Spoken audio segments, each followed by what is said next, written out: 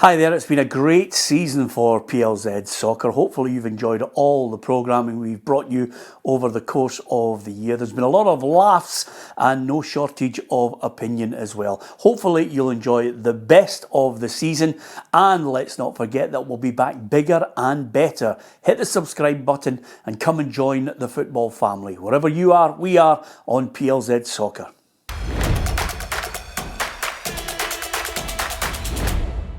And Ruffy, if you're going to make a signing for a Monday, you might as well go for the best. We might as well get somebody up front, not bad, yourself in the goals, and the man to take care of the midfield. I'm talking about Neil Lennon.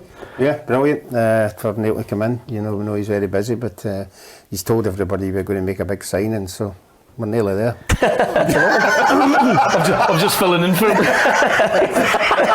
Until he gets here. I listened to you when he was saying there you can't rollick players anymore. There's a wee titter from you as if it's still in the game, isn't it? Oh, you can still batter. I don't believe for a minute he doesn't go tonto at half time on a bad performance. No, he's such a mal-mannered guy. We've got to get a ball boy outside that dressing room. Don't be fool. To be fair, you've had to, and then he'll agree with me here. I've had to evolve over time as well. You know, we grew up in an environment where our managers told you straight. You were told them. It made you mentally tough, and you reacted to it. You know, now we live in a society where people really struggle with criticism, and it's they struggle with setbacks. So I've learned to manage a lot differently, and we've got a group of boys that can take that, and if it's constructive criticism, they'll buy into it. But I'm a lot gentler than I used to be. I think the boys seen me the other night when we were arguing over kick-off times and things with Dundee, and Ryan Flynn said to me, "Oh, I thought it was the Oldham manager again there." But you live and learn, and as you get a little bit more experience how to deal with certain individuals, some can take it, some need an arm around them. And ultimately, if you go to work every day and somebody's criticising you, are you going to do your best for them? Are you going to get the best out of them? You know, if somebody's telling you you're poor all the time, I don't think that's the way to do it. I think, trying to accentuate how good they are at certain things and make them better at the things they're not, and give them belief that they can. We play Celtic or Rangers, and we go, how do we bridge the gap? And it's got to be a collective. It's got to be a collective belief that as a team, how we're set up, how we press.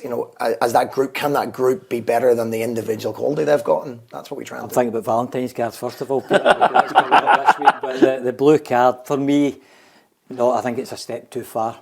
I'm very much, as you would imagine, in favour for anything that's going to support referees doing their job and improve the vision of the game and protect players as well. But I think we've got enough. I say we, the referees, have got enough in their toolkit with the yellow card for dissent. If we concentrate on dissent for the moment, we see a lot of dissent not getting punished by a yellow card. I believe that when you say to the referees, right, dissent's now a blue card and you're going to have to put somebody off, I can see referees ignoring much more dissent.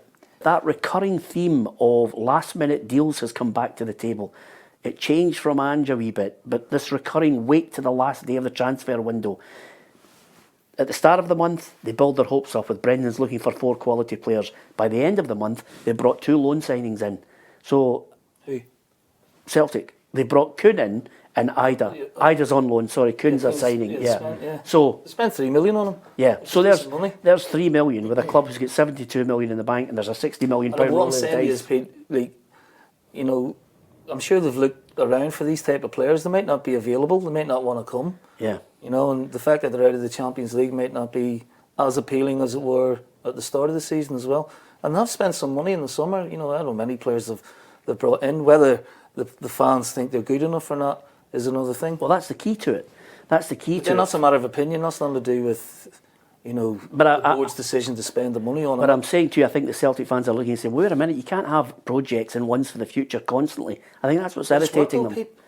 It's worked on treble last year. Absolutely, it's worked on 1 or 2, but there's for every 1 and 2 good players. It's not exact science. You're not going to get them all right. Yeah, I'm asking you that question. You're not going to get them all right. But there's I'll give you an example. Matt O'Reilly. Yeah. What was he? 1.5 million. 1.2 million. There you go. He's going to go for 25-30 million. Yep. That's brilliant recruitment, brilliant business, and brilliant development from Ange and Brendan. And the board have no sold him. Just there with him. They could have sold That's him. a positive. So you think do you think, and I'm playing the devil's advocate here, do you think basically it's a case of, listen, it's not going according to plan? I think the fans are worried about the way where the championship's going. There's a title race on, and like I say, We haven't had that for a long time. And Celtic don't have a divine right to win any league. They've got to go and earn it. And that's what I'm saying now. You know, the window's shut. It's up to the players now. I believe they're good enough to win the league. I believe they've got the coach who's been and done it at Celtic before, and he's got the qualities and the capabilities. But they've got a challenge on, you know, and it's part of football. You don't win every league by 15, 20 points. We were all picking the Scotland team. We're going 23 players. It's going to be this. He's maybe got one or two dilemmas.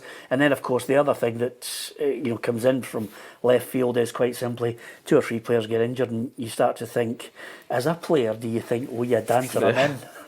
Well, that's how I've got all my caps, is from injuries. You do yourself a disservice. No, I'm definitely not. My brother tells a story. 22. Wow. And probably 22 from injuries. But have you ever seen the Stephen Bradbury? Have you ever heard that story? No, is this your brother telling this story? Well, right, he nicknamed me Stephen Bradbury because there's a guy who was an Australian ice skater, and if you look it up on YouTube, so he makes the final of the whatever it was, World Championships. Yeah, at the Olympics, and he's miles behind, and everyone falls and slips, and he wins the gold medal. Is this a speed skater? The speed skater. Yeah. Right. And Dylan says that's my international career. So, Only a sibling kid. went to the World Cup, and I knew I was going to the World Cup as an out-and-out squad player. Like, maybe wouldn't even get lucky if I would make the bench. I was that happy I made the squad. That was me finished. First game, right back gets injured. Play. Come on, because I was instant. Like, I was the sort of backup right back. On second game, changed it a bit in training. They had another player playing right back. He pulls his hammy, so he's out. I couldn't bring anyone else in, so I had to play. So that's how I played all 3 games. So that's where I got the. In retaliation to your brother, did you play well? Ish. Neil won't have been privy to this, Ruffy, but at the tail end, in fact, the end of your career, some players get told, look, enough is enough. We're going to let you go, and then you just have to take it on the chin, especially if you're in your latter years and you know the end is coming. You didn't handle it so well, Ruffy, when you were eventually told. No, but not in a serious mode. I knew that I was only there for I was at Hamilton. I was only there for 3 months, and it was Jim Dempsey, and I knew I was getting called in at the end that I was leaving anyway. So I knew what was happening, so he called me in and he went... What age were you? I was 37 or something like that, and he said, I think we'd have to call it a day.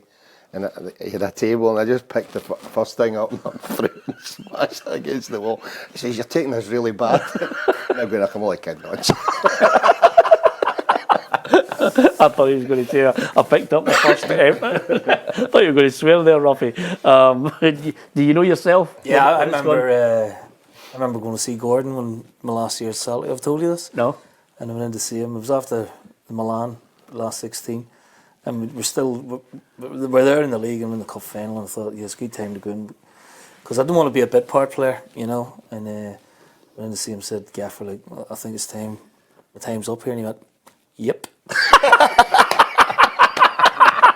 In true Gordon fashion. No, it's not like, come on, talk me out of it here. No, I think you're right, man. But he was brilliant about it, had a right laugh. That's just Gordon to a T, isn't it? Tommy Docherty, you tell me, Tommy Docherty one's the best one. No, fire on. Tommy Docherty, I can't remember what club he was at, but Green Park Rangers. Well, and the owner shouted him up, and he went into the office, and the owner says to him, I think we have to call it a day. Tommy Docherty says, I think you're doing a good job. I think you went a wee well long. I always say in my era, Davy Cooper and Andy Ritchie, footballing wise, ability wise, were way ahead of everybody else. Okay, we know they didn't like training and all that kind of stuff, but as far as I was concerned, if I ever went to Ibrox and the referee came in with the Rangers team lines, I would have a look at it, and if his name was on it, I know we were in trouble. Because his ability, you don't see modern day wingers getting to the byline and firing balls over outside of the foot, it's just, and free kicks as well, he was way ahead of everybody else. Well, and I was telling Lee that our old pal Hugh McDonald drew a stat up that it's, did I say, 35 years since Celtic have been beaten at Dens Park. But how does he know that? That is a belter. How does he know that? Well, he knows it because he's taken it off someone else. No, no. I was the Celtic goalkeeper that day. Is that right? Are you? Dundee won 1-0. Who scored? Oh, go and see if you can guess. Listen, what year was that? Centenary year 88. So 88, and somebody scored to beat in 1988. Last time Dundee have beat Celtic. Is it a well-known player? Yeah. Is it a defender or an attacker? A centre forward. I could give you another clue that you'll probably get it. Well, hold on a second. 1988, was it Tommy Coyne? Mm-hmm. Was it? Was it? Oh, come on, Ali. Come on, Ali. That's good going, isn't it? Do we have to focus on the negativity of Celtic and Rangers not being able to get the win, or should we, I think, properly pay tribute to the teams who managed to get the win? It just depends what side your eggs in the basket, but in terms of in terms of the overall league, Peter, I think that Celtic and Rangers not picking up wins, I think people can look at it and say, well, it's not the best Celtic Rangers teams there's ever been. And then we can look at it, well, it's great for the league in terms of other teams beating them, but I think for me, the strength of the league is not very, very strong at the minute. And I think Celtic and Rangers are not as strong as they could be. Losing both in the same weekend, I think is poor, particularly Rangers. Losing away at home to Motherwell. So, no, I think the other teams will look at it and look at it and see if they've made progress. But other than that, then no, I'm having a nightmare here. Yeah, I don't worry. Don't worry about having a nightmare. It's only the 4th of March and already you've given us a Christmas blipper. I mean, honestly, you can't do it, Sam. Yeah. Were you not man of the match in the Maracana? Of the whole tour, actually. Yeah. Man of the tournament. Man of the tournament. I'll bring my cup. I'll bring the tankard in to show you. By the way, It didn't matter, the World Cup game. And he threw one in against Peru. I know, but can I just say something to you? He does actually have the tankard. He's got one of those big units, and it's just full of just stuff that you just think he's just outrageous. You were man of the tournament, weren't you? Yes, that was the sports writers who voted for the Scotland player of the tournament. Yeah, and do you know what's even better about that, Lee? Just shows you how much of a big softie he is. He played in the Maracana against Brazil. They lost 2-0. He kept a hold of his shirt and he gave it to me for my birthday. Oh, brilliant. Top man, honestly. Where is it? Absolutely. I sold it for I sold it for about 24 grand.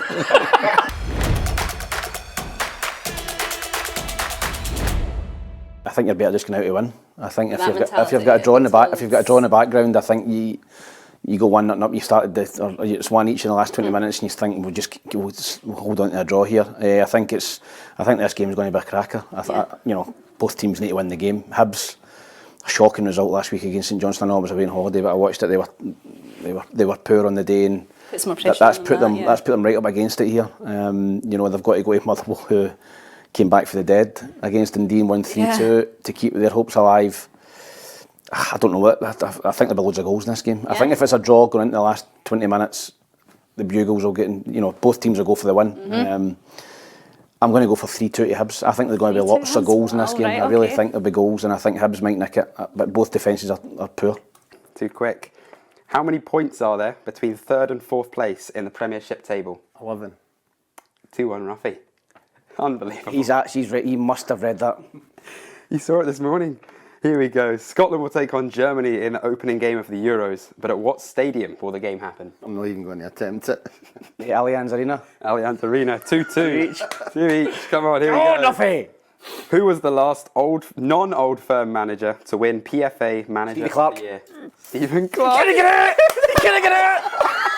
Come on! He's nicked it right at the end. 2-1 down and he's bottled it. He had it. Just like 7-8. 7. That is the skills. Well done, Sam. Sam takes it this week. Have we been practising for our quiz? If he was in the early days, so I'm a wee bit concerned that you've seen the answers. Very much sealed.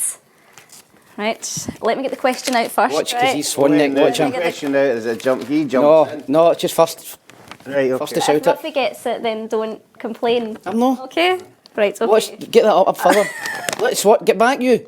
Okay. Swan neck, man. Are you ready? Who scored the final goal of the last Old Firm meeting? McDonald. Correct. 3 each it was. We got that.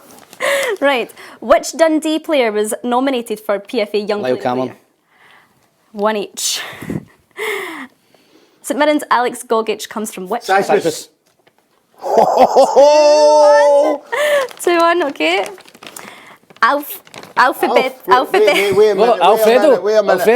Alfredo. Morelos. Alphabetically, which Premiership team comes last? Alphabetically. So you start at A, what's last? St Mirren. Yes. That's... Just carry on. That's just superb. 3-1. He's beat me. 3-1. That's just a crap. That's just... You want to just give him this? Are you ready? No. 3-1. There you go. What animal is the Livingston mascot? Lion. Correct. Well done. See, that's real knowledge, not alphabetical knowledge. I'm crap at, you know that. 3-2. 3-2. No, that save, you would have thought Kilmarnock had went 2-0 up. It would have been a big ask for Rangers. And they would have definitely taken something out of the game. But the goals that Rangers got were super, and they've got the momentum. I always think it's difficult to come back from a 6 or a 7-0, 7-1 it was, defeat. It's difficult to pick yourself up so quickly. And I think Kilmarnock are doing well, so I'm going to go for Kilmarnock to win. As the decider coming up, right? Okay. Who is the most recently appointed manager? Come on. Who? He said come on. He said come on. Shut up, right, go. That's the right answer. No way he's guessed it. No way he's guessed it. You were going to say Hibs guy, weren't you? I didn't even get half the question. The question was, who's the most recently appointed manager in the Premiership? The answer is Oh Billy. my Come on. God, he's just absolutely guessed Well, it. he is I've taking shown him the answers, Kerry. There's no way he's got that. And the Doug.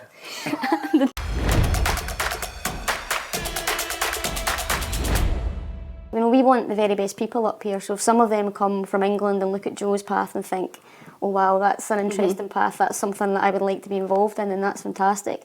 But I'm also really keen that we get good Scottish coaches developed, and you can see across the league we've got a number of Scottish coaches they'll be hopeful as well that they will get a big move, whether that to be one of the bigger clubs in the SWPL or down south. So I think the balance is good. It's no different really to the playing squad. You want the very best people that you can get of the highest standard, and I think some of them coming up from England, what it does is probably create more interest down south, a bit like the Steven Gerrard effect in the men's game, because she's recognisable and a known face. People down south perhaps are having a look up here to see how she's getting on. So in that respect, I think commercially it definitely helps the league. But I'm keen that we just get the very best Scottish coaches and from down south as well. Fantastic scenes of celebration for Celtic. I think 7,600 in the stadium yesterday. That's half of what they got for the final day attendance last year against Hearts when they could have won it. I think that's something that all clubs, they've got to be looking at. They've got to be saying, how do we bring them in? How do we keep them in? How do we grow it now? How do we sustain it? And look at everything. I think you need some joined up thinking with all different factions to try now and invest in the game and grow the game. But the big one is there's got to be slip dates for the part-time teams on a Sunday. And all the slip dates are midweek. Like, for example, they offered us the Wednesday night away to Peterhead, but that didn't suit us either. And then because Aberdeen used Cove's pitch, we couldn't get it for the Thursday night, so we're now having to travel to Aberdeen's training ground for 7:15 because the floodlights need to go off at 9 o'clock. I've been on the phone to head teachers at schools to try and get one of my teachers out of the last 5th and 6th period at school. I've got firefighters, I've got nurses. See, right now, I've not got a squad for it. We put a yes and no in the chat. Right now, I've not got a squad for it. And when you say 3 leagues, when you taper it down, there's going to be one spot less for the top 6, because I think the rest take care of themselves. It's between Partick Thistle, Aberdeen, Motherwell and Spartans. And we're asked to go and play Aberdeen for 7:15 on a Thursday evening against one of the biggest rivals for the last remaining spot. I don't think it's very fair. This season in particular is going to be long because of the way that the European qualifying dates have played out. So you're going to have then 6 games coming on the back of the season. It takes you right up until July. There's almost no natural break there, because you think even if you take a bit of time in June, I know there's no games in June, you're going to have to be coming back and be prepared to go straight in to international football for some people. Yeah, and I think gone are the days where you can take your full and complete rest. I think now every player has and should have an eye on pre-season and when you come back. So I think when you consider that, Alison, with players that are obviously playing domestically and with the national team, I think they'll be looking at when and where they can rest and recover, but also have an eye on knowing that they're coming back for pre-season games and knowing that they need to keep themselves in shape.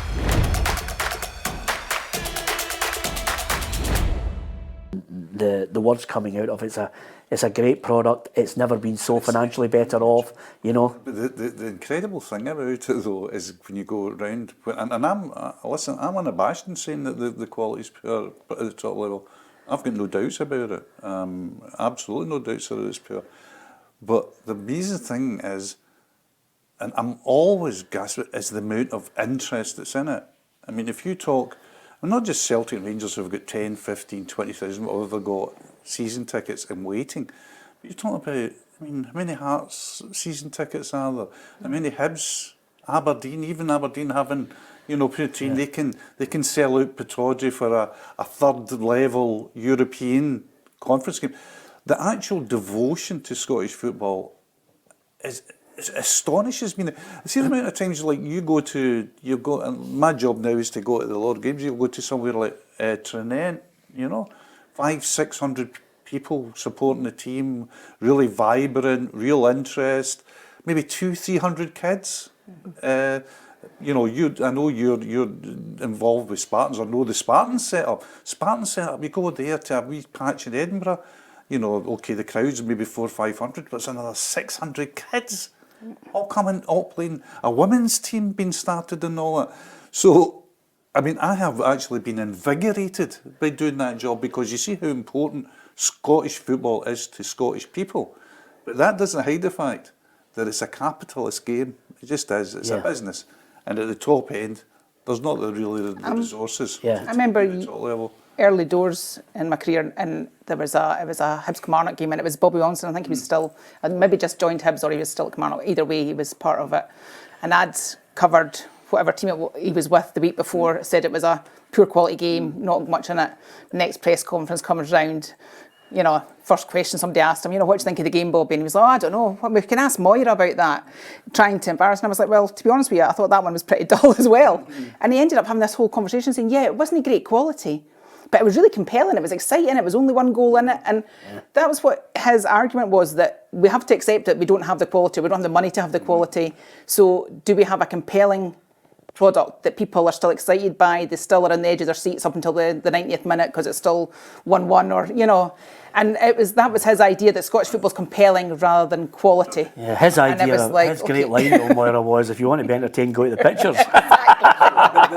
But I just thought it was interesting. But the thing that goes even right deep into the psyche of the Scot, though, I remember I was over at the TD Gardens in Boston, you know, Boston Celtics playing Detroit Pistons, and see, after the game, everybody was in this big loft pub, you know, both sets of supporters, and they're all going, well, it was a great day, and what we had, you know, and there was all the cameras going, and the television clips going, and everybody was really happy and all that.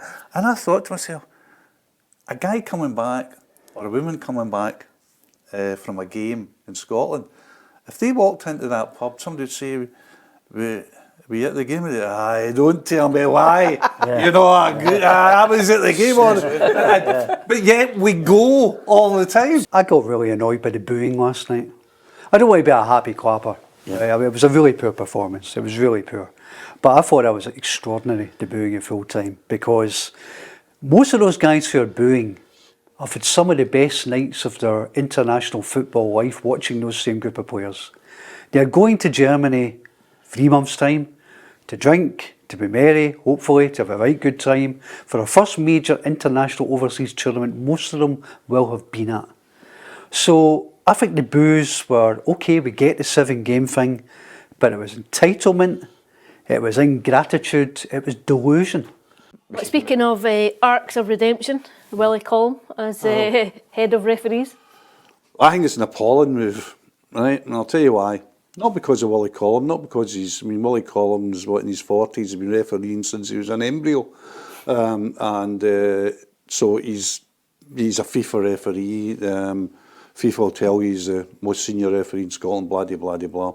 The big problem of it is, this was an opportunity for Scottish refereeing, not just through VAR, but for a long time has been in a poor place. It's been in a poor place where we haven't had top referees coming through.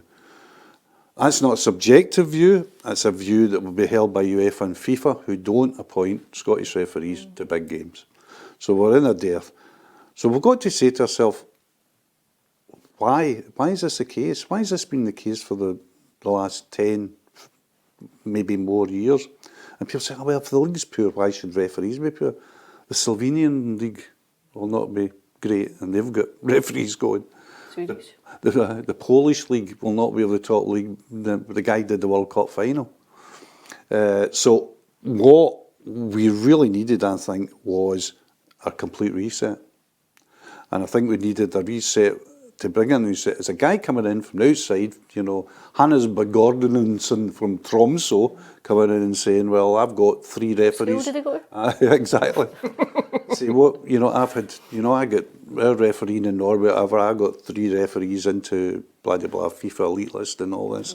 And this is how we train our referees, and this is how we do it, and we need to do that. Instead, it reeks very strongly of the bowling club, doesn't it? It feels quite stale. It just feels a bit... Is he going to set up some sort of refereeing school of excellence and getting the kids in at 13, 14, get them trained up to become elite crack referees that are going to manage at top level? I don't know. I mean, it's like you look at what the SFA have done with the coaching courses at Largs and created all these world class managers across the globe flocking to do these courses. We need to get that, but for referees. There has to be some sort of setup that can produce good referees. I don't know how they go about that. Or well, I think the system's got to change. I mean, if you look at the supervising system, the guys that go along and mark referees and all that, I'm not saying it's a case, but it is all ex-referees. And there's a section of the Celtic support who are no longer supporters. They're demanders. They demand that Celtic win every trophy every year. They demand that Celtic play every game with a flair and a panache that's going to send them away. But they now think that happened with Postecoglou. Now, Celtic are on a run of 6 games, six straight victories. You have to go back to the end of March, start of April, since they did that. This was a team that was running out of steam before Rodgers ever got here. The other aspect of it, which I think should be taken completely out of, and this is not Rodgers' assessment of it, but I think they should completely take the power of the SPFL away from a couple of clubs who are absolutely dragging their heels on the promotion of everyone. I'm very much a kind of a socialist outlook on it, but with a capitalist drive towards getting more sponsors. Neil Doncaster is shouting from the high heavens, well, of William Hill is the main sponsor. You know, I'd be looking saying to myself, we've just landed 5 main sponsors, 5 biggies. We've landed 6 instead of this massive clamour to get one interested in Scottish football. I know. I don't think you can entirely blame the governing body. I think, where are the as I say, the multinationals? They haven't stepped up. And any big firms we've got in Scotland almost kind of turn their nose up at it. When you think about the sponsorship, self-interest, Andrew, in this country. No, it's because rugby. You know, it's because there's a snootiness, there's a snobbery, because the rugby deals that they get are not commensurate with the grip that sport has in the country. They should be going to, and God, we bailed out these bloody banks and they're still sponsoring the Scottish national rugby team. It's our money, effectively. Yeah, but they don't put it into our national sport. Yeah, but I do think you know, it's a valid point on some of the big companies that we can't attract. But I do think over the last, 10, 20 years, when you look at it, sometimes we're seen as like 12 guys going into a pub and having a punch-up with each other. It's a lot of self-interest. I think criticism is a necessary part of the game. It's an acceptable part of the game. Without it, the game doesn't grow. You need it. Players need it. It's just a part of it. And for respectability and accountability, you need it. But what Joey Barton done was very different from that. It was sarcastic. It was mocking. It wasn't a critique. What that was, it was a dog whistle to 2.8 million people, some of whom I think represent the very worst in what we see on social media platforms. And it invited a pile-on to a 17-year-old part-time player who's packing her bags and going to school on Monday morning, who's completely unprepared for that level of scrutiny and that level of attention. Some of it is abhorrent. I don't know if you read some of the comments, but they're entirely predictable. predictable. Get back to the kitchen. Get back, you know, stuff that's tired. I mean, my God, it's stale. Even if someone could be a bit original with it, with their comments would be nice, but they are entirely predictable. You know what you're getting with it. So I think I think Joey Barton's misogyny just seeps out of him. Joey Barton would be quite happy for women to be unseen, unheard, and definitely not on any kind of parity in terms of a sporting landscape. First time around, try to get him for Aberdeen, for Inverness. They had a good team, Big Yogi's team. Big Yogi doesn't know this, he'll kill me when he sees me. So I'm trying to sign Mally, but because they weren't going towards the Scottish Cup final, and I said to him, look, I'd like to meet you, but he said, I'll phone Big Yogi. I would always phone another manager. He went, I'm a bit worried about the manager, think I might be distracted, and I want to make sure I play in this cup final. And I'm like, so I went against the grain, and I thought, right, I'll meet the boy, and I'll square it off, square the bears with Big Yogi afterwards. So I'll meet him in, what's the hotel in Inverness? The nice one, we always stay in it at the front. Anyway, staying there. I'm not staying there. I book a room there through the club, and I said to Mally, right, what time you get there? He says, back at 2. I says, right, I'll book one of the rooms in a level. You park in the car park. The Inverness supporters on the reception, so make sure you don't come in. Come round, I'll open the back door for you. And he said, right, fine. So I'm there, getting the coffee and that ready for him. Big sell. I knew it was a long shot because I knew he had interest in England, but I wanted him at Aberdeen. So got everything ready. He phones me, he says, I'm in the car park now. I says, right, make your way around. I'm in the third thing means you come down the wee path. And if anybody knows the hotel, so I opened the curtains and you overlook the golf course. Who's on the putting? Yogi and Russell Latipi putting. And I'm going, I bought trying to phone, but he wasn't picking up. And I'm going, oh my God, he's just going to walk round and see Yogi, Gaffer and Latipi. So I managed to get him, sent him back to the motor. Waited Yogi about 4 putted, I think, on the green. Waited he shot off, and then I get Marley back round. But we never got him. He ended up going to Barnsley, had a brilliant contract offer for them we couldn't compete with at the time. Still in a bit of a wing and a prayer, you know. Martin's team were in the driving seat, and they kind of established that even a couple of weeks before. But to all intents and purposes, Celtic were not going to fail. Yeah. But you know, we hammered home to the boys. Barry's like that at half time. I see you're the captain. You've got to get up and ruin all them and keep them going. And so he's up and he's giving it the fist and that. And Big Marvin's doing his bit. And of course I says, if you don't win the game and something happens at blooming Fir Park, then you will never sleep for the rest of your life. You'll wake up middle of the night and have palpitations and sweats, and sure enough, you know, so you know, it was out the second half, sprint out, and you see a wee bit of the difference in their attitude in the second half, and a wee bit of magic where 1-2 with Buffel, and then you know, Nacho getting the goal was great. And I says, well, that's the boys done the job I've asked them to do. Yeah. If they can hold it to 1 or we can get another goal, then they've done their job. And if something happens, which it did, then it was just like a fairy tale, wasn't it? I mean, how could you write that script? You could not write that script. If I think Nicholas McDonald, I don't think Black. Really? What is that story about? So I was in the live shows were done in London, we're in the studios, and I'm in Sharon Osbourne's dressing room. I used to go in there and sit and get teas and coffees and all that. And I'm just sitting.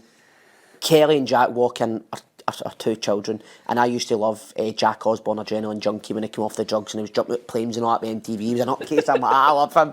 So when I met him and Kelly, I was like, wow. And then the door goes and big Aussie boy comes in, with leather jackets and all that on here and all that. Oh, how you doing, man? You're doing so good in the show and that. I was like, thank you so much, pleasure meeting you and all that. And his 2 mates, like, oh man, you're doing too great in the show. Nice to meet you. I'm just like, they introduced herself, but don't wait, just from right out of my head. I'm like, well, cool, I'm just sitting with the odd board, that's brilliant. And so I'm just sitting having a conversation for about half an hour. The door goes, me, Louis Walsh pops his head in. I'm like, what is it? Come here, Nicholas, come here. I thought I'd done something wrong. What is it? So I go out to the hallway and the door shuts. I go, what is it? Is that do you know that? Do you know who's in there?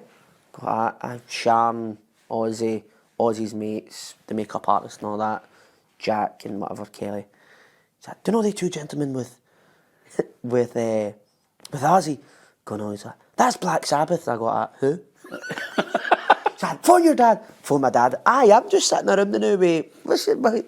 Black Sabbath. Aye, Ozzy's band. But I was like, no way. Did you get a picture? No, I went, aye, I'll get one. What did Otmar say to you before the Champions League final? Because a lot of people will not know that out of all the top world-class players that are playing in a Champions League final, you win man of the match. Yeah, we trained the night before. He showed us Juve playing in Dortmund. He showed us things of him, and you didn't need to be Einstein to sit and go, well, Zina's the best player in the world. Yeah. And you look at their team, Vieri, Bosic, Del Piero, Zidane, Deschamps, Vukovic, they're all there. So this is you telling me there's no duds in their side? Well, I couldn't find one. So he showed us wee bits, and they just smacked Ajax, I think, 4-1 in Ajax, I think. Yeah. Zidane was unbelievable. And we'd beaten, obviously, Man United. And Omar, we went down to Munich the day before. And I'd played there before against Bayern. And all sticks in my mind, the Olympic Stadium, it was like a carpet. Yes. The field was unbelievable. If you miscontrolled that down there, or you had a bad pass. You weren't a footballer. Aye, it was your own fault. It wasn't the ball or the grass. So I thought, let's look at this. This is going to be unbelievable. So we done a normal training before the game. It was always dead light. And he pulled me over. He said, Paul, he said, "We're only giving you one bit of advice." He said, if you get the ball, look for the diagonal.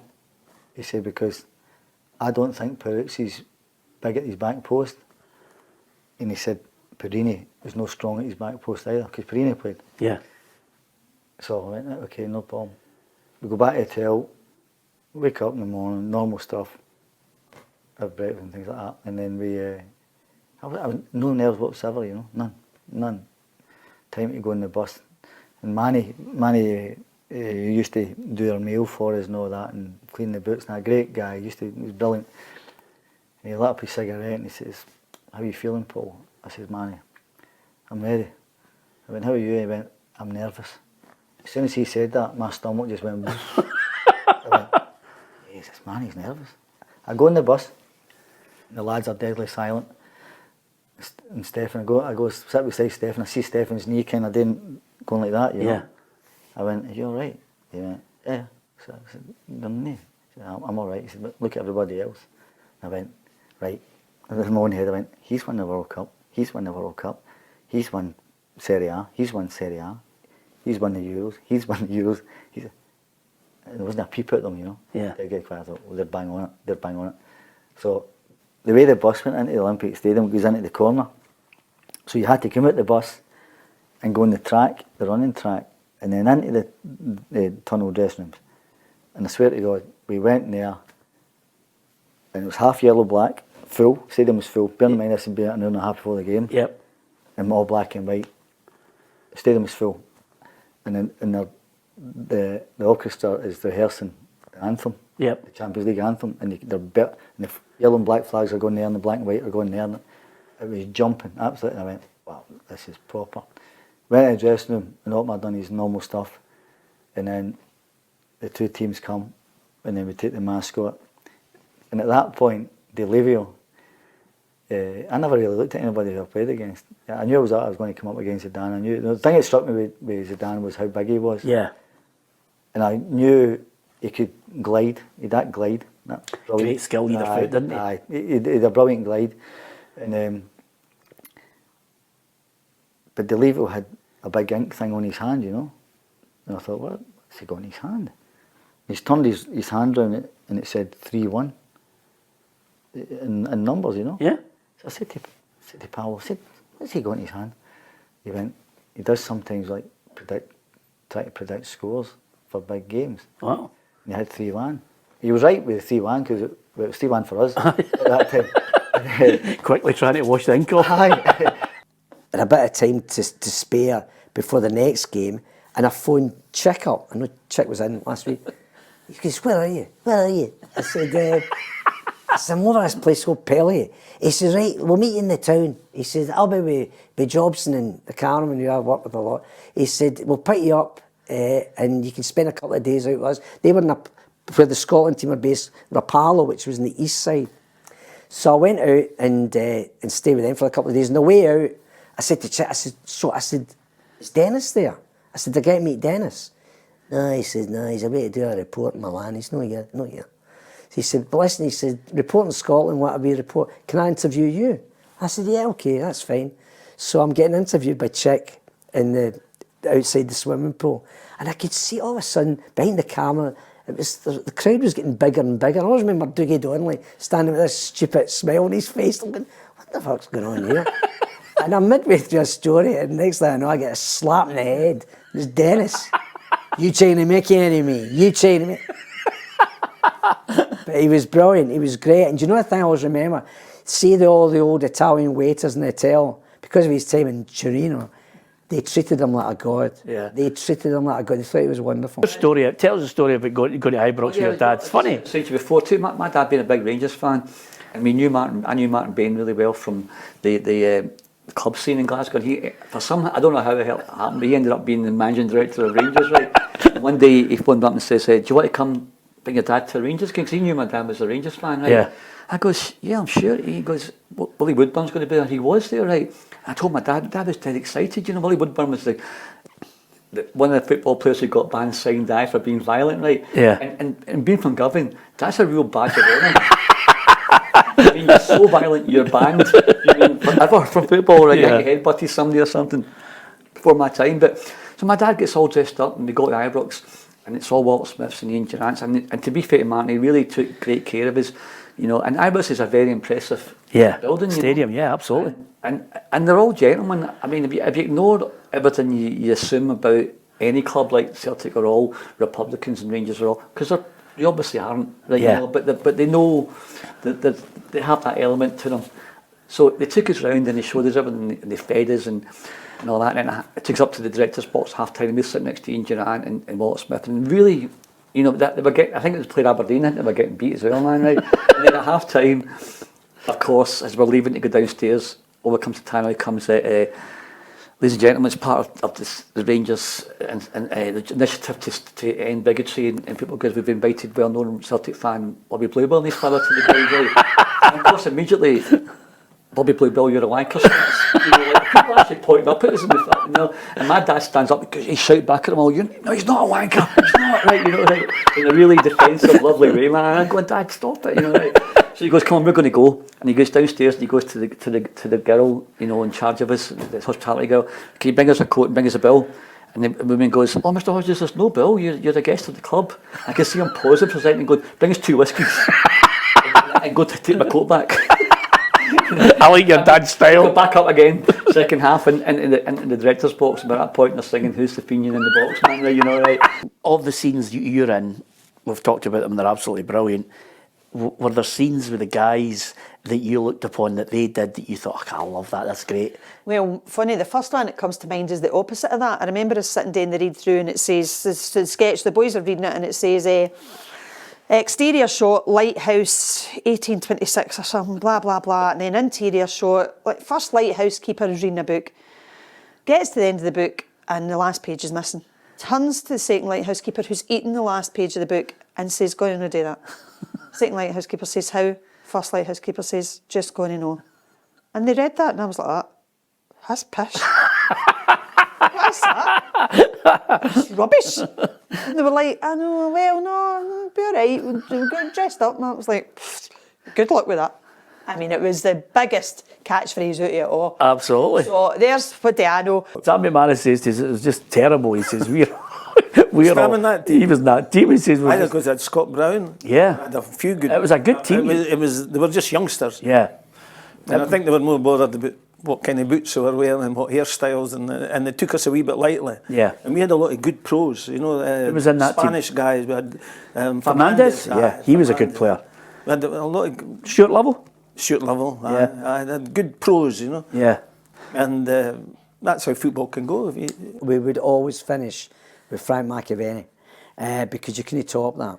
And I mean, I'd come out, you would work in such a way that I could get off stage, get the wig on, the teeth on, jacket on, and then on.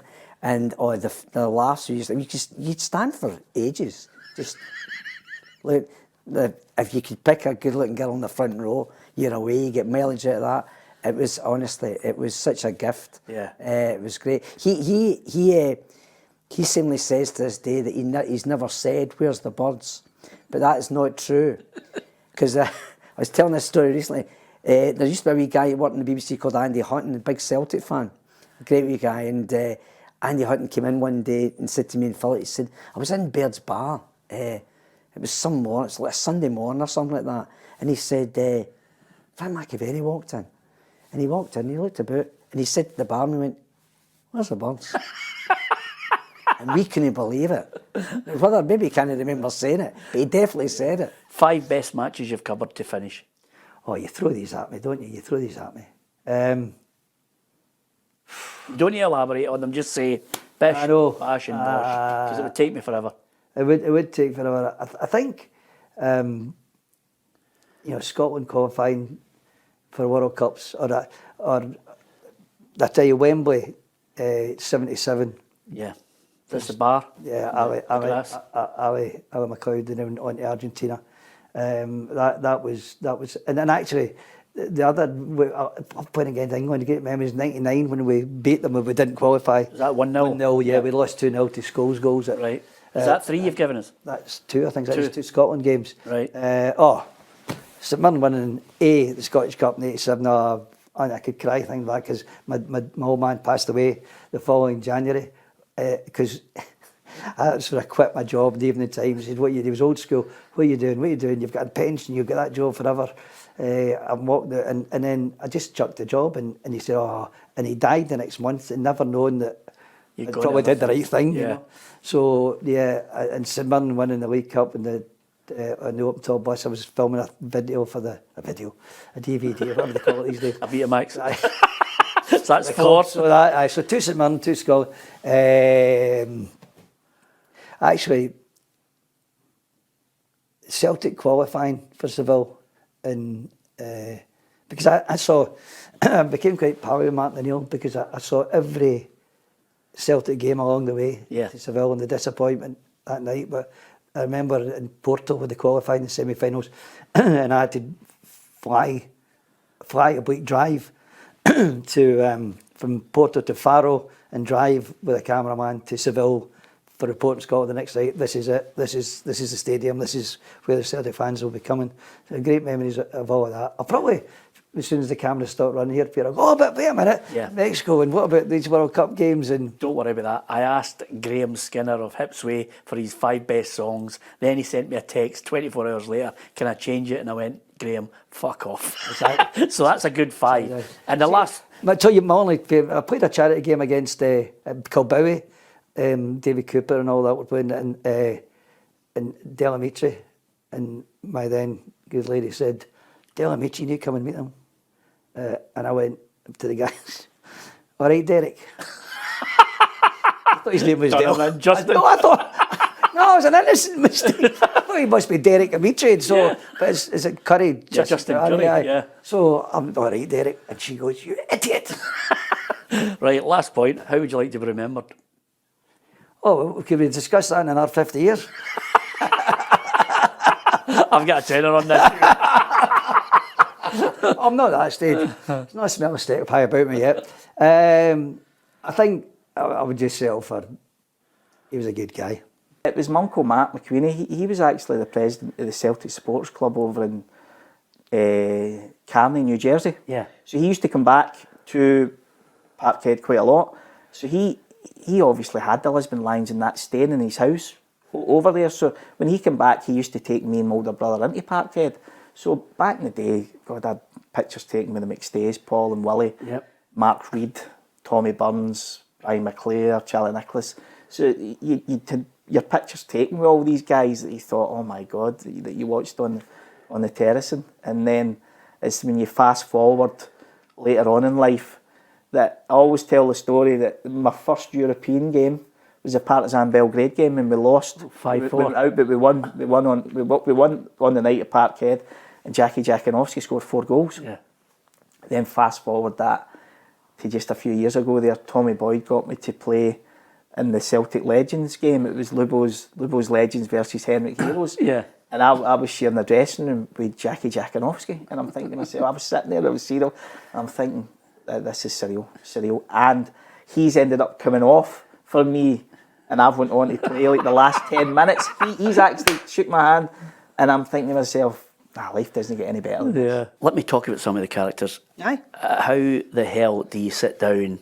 How does the ice cream? I mean, of all the, I mean, all my mates, you know, it's like, I mean, football guys are like, I've got Cam Dunbar coming on the like, and they're all texting me the best sketch, and I'm like, you don't need to tell me. I know, shut it. Right? How did that come about?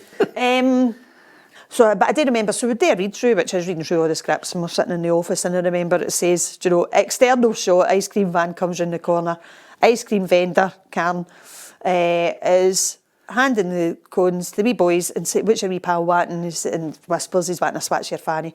And then it says, and you know it's funny, it's meant to be swatch. And any time, if you watch it again, you'll see the wee boy says, squatch. So sometimes people say to me, squatch, and I'm like, it's swatch. Anyway, it doesn't matter. And then it says, the ice cream vendor lifts skirt up, and I was like, what is this? What are you doing? What am I doing? And they were like, don't worry, we'll shout cut. This is just put your hands on the skirt. And if you see it, that's what happens. You put your hands on the skirt. And I'm like, right, all right. But where's the veins? And I don't know, we'll shout cut and everything. But there was a line in it. And they were like, so the censors allowed us to put it through, but they were like, you need to take that last line out. And the last line in it was, she pulls back down her skirt and leans over and says to me, boys, do you want a flake in that?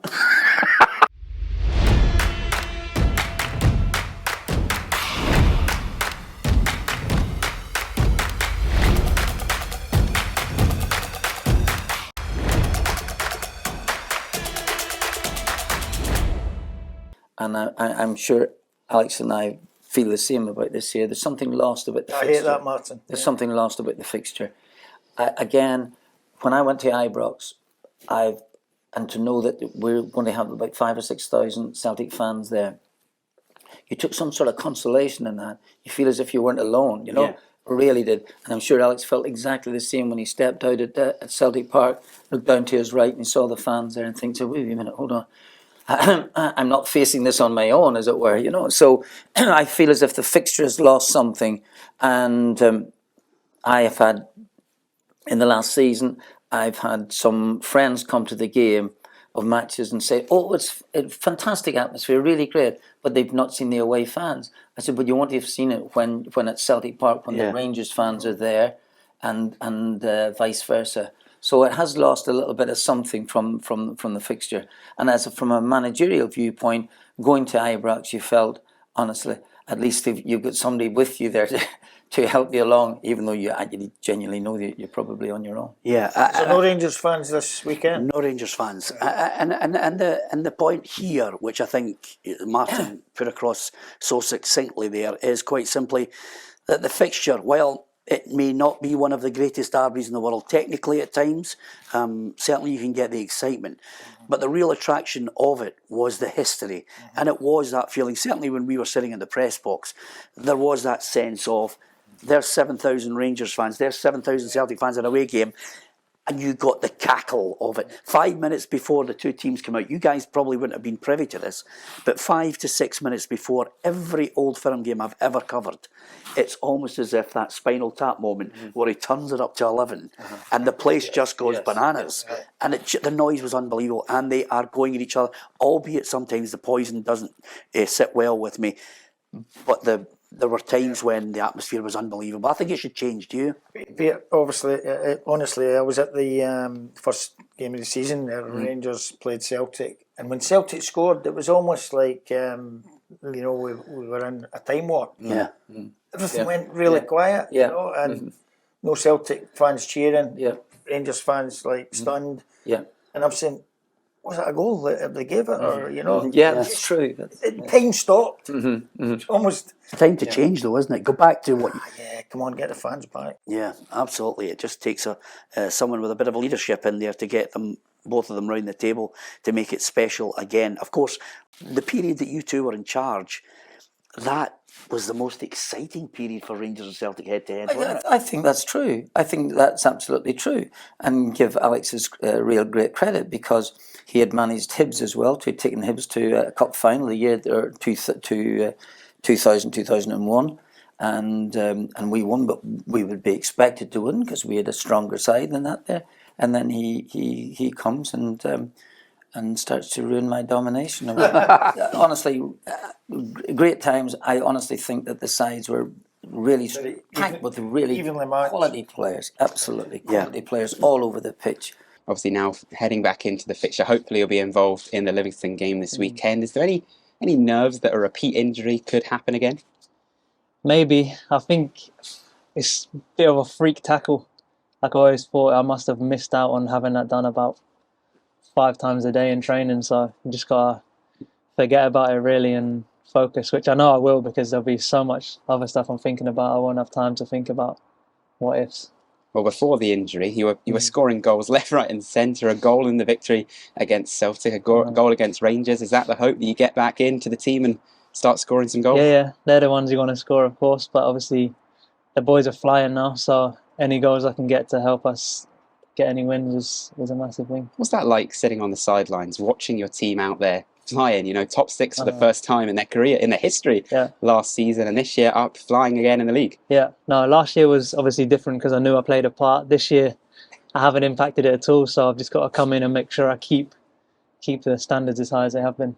Keep fit and get back in and, regain your place in the starting 11. There seems to be a lot of injuries, though, this season in not only the Premiership but in world football. Is there something that you would like to see change maybe in football to protect the players more? Yeah, I think the muscular ones and the ones you get from overexertion, obviously they can be addressed. Ones like mine where it's more of a contact, not really much you can do about that, but obviously fixtures, it's not as bad up in Scotland. You usually go weekend to weekend, but when I was playing down south, it's Saturday, Tuesday. You can be Saturday, Tuesday for like 2 months straight, so that's obviously tough and high demand on your body. This year in the Champions League final, obviously, like you said, it'll be at Wembley, an 86,000 capacity. The teams will receive just 25,000 tickets each. That's 36,000 tickets left out with the two teams, the individuals. That's only 58% of the tickets given to both teams that are playing. It is the highest amount in the past decade, but it still falls short of that 66% FAC claim is acceptable. I think when you look at it on face value, 25,000 fans from each team will get to go to Wembley and see it. But as you filter down the levels, that's for me where the big problems lie. UEFA have a strict rule that whatever the Champions League stadium is that holds the final, the Europa League one must be smaller, and the Conference League must follow suit. So you've got the Europa League final happening in the Dublin Arena, a great arena, but it holds 48,000. Only 12,000 tickets will go to each team. So 24,000 tickets will be sold to the fans, and 24,000 will be left for general sale and corporate. For me, it's not enough. Your dad obviously followed your career a lot when you were a player. What do you think his advice would be now going into management? Well, I think he'd be really proud in terms of being a manager, obviously something I've always wanted to do, but his only advice would be is the same as a player. Go and work hard, and be honest and open with people and see where it takes you. And that's the advice probably would give me. What's the best piece of advice that someone's given you and who gave you it? Don't pick a fight, because the fight will come to you. Sir Alex, I was fortunate enough, and said it many times, I was fortunate enough I sent an email to Sir Alex to ask if I could meet up with him, and I had 2 hours with him in his office, and it was an unbelievable experience. But he just said, don't pick a fight because they'll come to you, and also be yourself. I spoke to David Moyes before I took the job, and it was important that people that within the game that I knew had a lot of experience, it was important to use it, because you're young and you're enthusiastic, you want the job, you want to become a number one, but sometimes it might not be the right time. But I felt it was the right time. I just needed clarity in terms of where it should be, and I'm fortunate enough that it's close to home, a club that I know, and he gave me that advice that, be yourself, don't try and be anybody else, and don't be anything different. Will you still pick up the phone now to ask for advice? Yeah, absolutely. I think that's key, and I think that's a part of a young manager's job to use that, but I have to make the mistakes on my own as well. I have to learn from them mistakes, but also trust my staff and trust the people at the football club that I'm working with, that if I do make mistakes, I hold my hands up and they support and they can guide me in the right way, because the people at the top of the football club have been here a long time, they're experienced in the game. But yeah, I'll pick up the phone to managers that are in the game, but also to managers outside the game. I thought he was classy, Ronald Dunbar. Ronald could play on ice. He was so good. He glided across the pitch. He did. Do you want me to tell you what happened one night, Martin? You'll like this. Not particularly. The Rangers beat Dundee United 4-1. It was a terrible pitch up at Tannadice. They put sand over it and everything. It was dreadful. And De Boer's fired in a masterclass. So he was just unbelievable. I think he'd set a couple up and scored one himself. And I came down trackside and he goes, well, let's go trackside. Peter Martin's with Ronald De Boer. And I said, Ronald, that today from you on that pitch and that surface was a masterclass. And he went, yes, this is normal. Did he? That was his favourite. Is that right? Did he, honestly? And I thought, aye, okay. It's normal. Did he? Ron Man and match, well done. It's normal. Did it? So I thought to myself, so on yourself. Self-effacement. No, exactly. It was straight in there. It was brilliant. I couldn't stop laughing. Boy. Yeah, absolutely. Introvert.